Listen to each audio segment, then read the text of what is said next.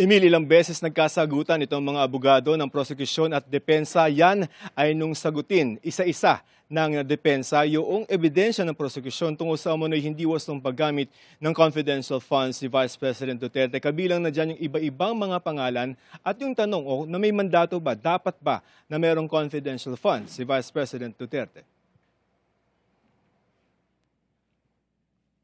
Sa mga naunang ipinilabas ng prosekusyon, nakakaibang mga pangalang nakapirma sa mga isinumiteng acknowledgement receipts ng Office of the Vice President sa liquidation ng confidential funds nito. Binalikan ng depensa ang mga pangalang Mary Grace Piatos, Andy Lim, Patty Ting, Miggy Mango at iba pa. Sa pagtatanong, defense lawyer attorney Christine Ferrer, lumabas na hindi ito sinita ng auditor ng Commission on Audit sa Notice of Disallowance para sa OVP. Wala hong findings si ICFAO on the use of fictitious names or aliases. Nasa notices of disallowance po ba yun? Wala pong nakalagay sa notice of disallowance. Nakikita niyo ba ho yung name dyan na Mary Grace Piatos? Wala po. How about Renan Piatos? Wala din po. Andy C. Lim? Wala po. Patty Ting? Wala po. If the name appears to be funny, does that automatically mean that the name is fictitious? Your Honor, please, the question is misleading.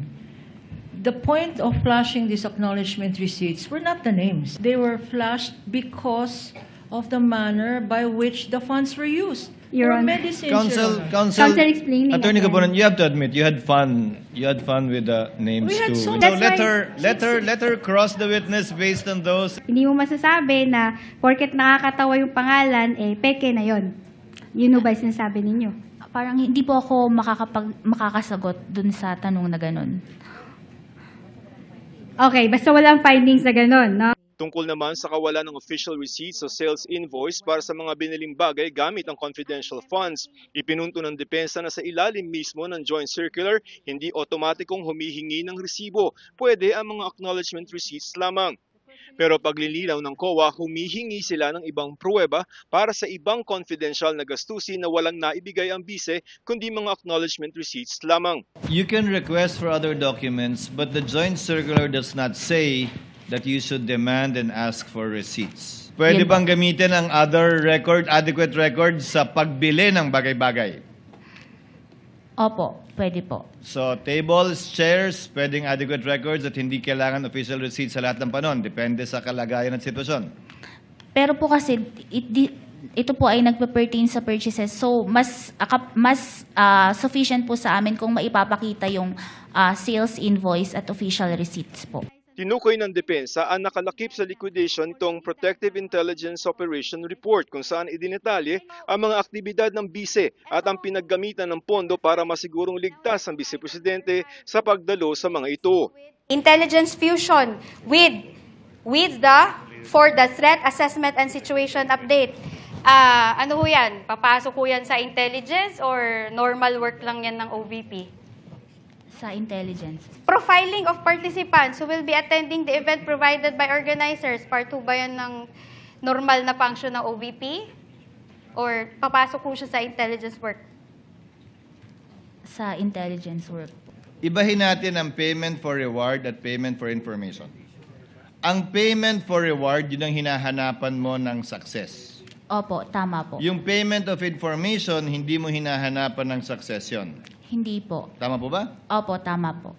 So yung reward, kaya yung reward ang dinisallow at yung information, hindi mo dinisallow yung bayad na yun, di ba? Hindi po na-disallow yung purchase of information.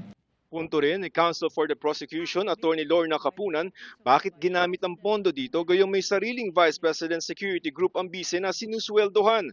Dapat din daw ay kino-ordinate ito sa law enforcement agencies na hindi raw ginawa ng bise.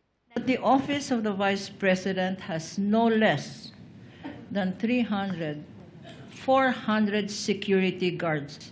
And if the security guards are being paid salaries, should these salaries be debited or reimbursed from confidential funds? isa po, yung salaries po, hindi po siya pwedeng i-charge sa confidential fund. May finding ba kayo sa notices of disallowances nyo, both first and second notices, na yung VP-SPG ay nagre-receive ng payments for reward and purchase of information from the confidential funds of the Office of the Vice President? Wala din po. Isa pa sa ipinupunto ng prosekusyon, bahagi ba ng mandato ng opisina ng Vice President at Department of Education na magkaroon ng mga confidential funds? Sa madaling sabi, dapat ba na meron siyang confidential funds? Sabi ng prosekusyon, hindi. Sabi naman ng depensa, ibinigay ito sa bise.